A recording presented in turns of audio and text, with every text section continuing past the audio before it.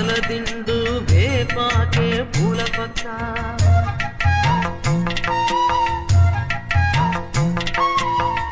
తల్లి చేయనిస్తే జోలాలి పాడే బిడ్డ ఎన్ని నాళ్ళ పుణ్యమో ఈ వరం దొరికెనే ఆనందం పొంగెనమ్మా వెల్లువెల్ల కన్నుల దేవి మహాదేవి ఏ సేవ చేయగలని